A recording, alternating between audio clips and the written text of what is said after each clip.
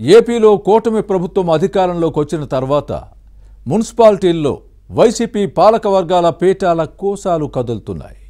ఇప్పటికే కొన్ని పురపాలక సంఘాలు, నగరపాలక సంస్థలు టీడీపీ వశం కాగా లేటెస్ట్గా మరికొన్నింటిపై దృష్టి పెట్టింది టీడీపీ.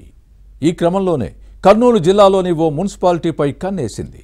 భారీ స్కెచ్తో వైసీపీకి ఎర్త్ పెట్టేందుకు రెడీ అవుతోంది.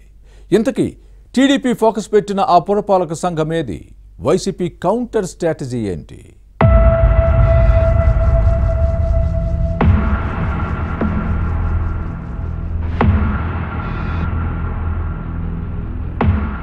కూటమి ప్రభుత్వం అధికారంలోకి వచ్చిన తర్వాత ఏపీలోని మున్సిపాలిటీలు, నగరపాలక సంస్థల్లో కుర్చీలాట కొనసాగుతోంది. వైసీపీ పాలక వర్గాలను దించి తెలుగుదేశం నేతలు అధికారం కైవసం చేసుకునే దిశగా పావులు కదుపుతున్నారు. ఇప్పటికే కొన్ని మున్సిపాలిటీలు, కార్పొరేషన్లు సైకిల్ పార్టీ సొంతమయ్యాయి.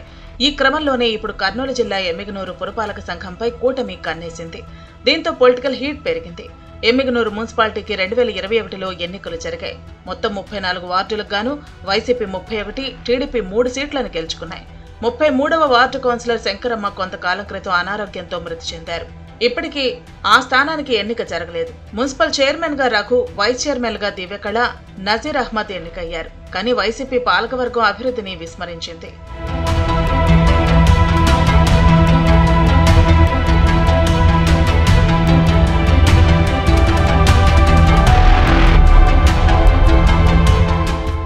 ఇక సాధారణ ఎన్నికల్లో బీవీ జయనాగేశ్వరరెడ్డి ఎమ్మిగనూరు టీడీపీ ఎమ్మెల్యేగా గెలిచారు. ఆ తర్వాత నుంచి రాజకీయ వలసలు ప్రారంభమయ్యాయి. అభివృద్ధి లక్ష్యంగా మున్సిపల్ కౌన్సిలర్లు సైకిల్ ఎక్కుతున్నారు. రీసెంట్ గా మున్సిపల్ చైర్మన్ రఘు తల్లి 25వ వార్డు కౌన్సిలర్ సరోజమ్మతో పాటు మరో 7 వార్డు సభ్యులు టీడీపీలో చేరారు. దీంతో పార్టీ బలం 10కి చేరింది. మరో 10 మంది వైసీపీ కౌన్సిలర్లు టీడీపీలో చేరటానికి సిద్ధంగా ఉన్నట్లు సమాచారం. మరికొందరైతే డైరెక్ట్ గా తెలుగుదేశంలో చేరకపోయినా పాలక వర్గంపై అవిశ్వాసం పెడితే మద్దతిస్తామని సంకేతాలు పంపారు. ఎమ్మిగనూరు మున్సిపల్ చైర్మన్ పై ఇప్పుడు అవిశ్వాసం పెడితే 1/3 సభ్యుల మద్దతు అవసరం.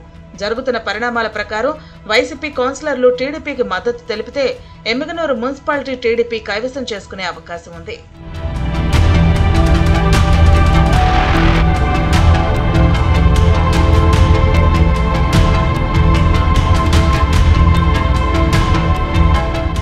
మరోవైపు మున్సిపల్ కౌన్సిలర్ల వలసలపై వైసీపీ ఆగ్రహంగా ఉంది.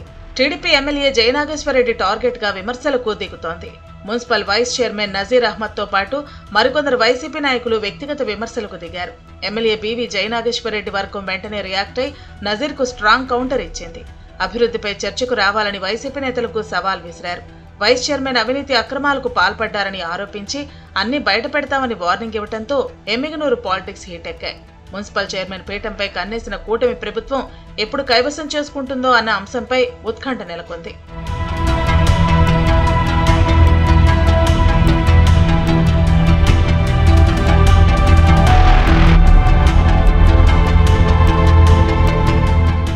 మరోవైపు కూటమి ప్రభుత్వం అధికారంలోకి వచ్చిన తర్వాత ఎమ్మిగనూరు నియోజకవర్గంలో అభివృద్ధి పనులు వేగంగా జరుగుతున్నాయి.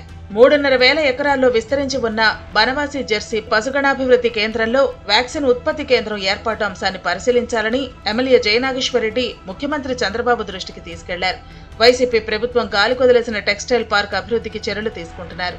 ఎమ్మిగనూరు పట్టణంలో పలు వార్డుల్లో 12 కోట్లతో అభివృద్ధి పనులకు శ్రీకారం చుట్టారు.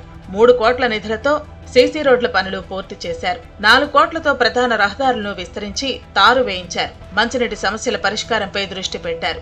మరో 5 కోట్లతో వివిధ పనులు టెండర్ల దశలో ఉన్నాయి. దీంతో వైసీపీ హయాంలో జరిగిన అభివృద్ధి పనులు కూటమి పాలనలో సాగుతున్నాయి. దీంతో ఫ్యాన్ పార్టీ మున్సిపల్ కౌన్సిలర్లు టీడీపీలో చేరుతున్నారు. ప్రస్తుత పాలక వర్గంపై అవిశ్వాసం పెట్టి అధికారం నుంచి దించేందుకు కూటమి వ్యూహాత్మకంగా పావులు కదుపుతోంది. ఎమ్మిగనూరు మున్సిపాలిటీలో ఏం జరుగుతుందో చూడాలి.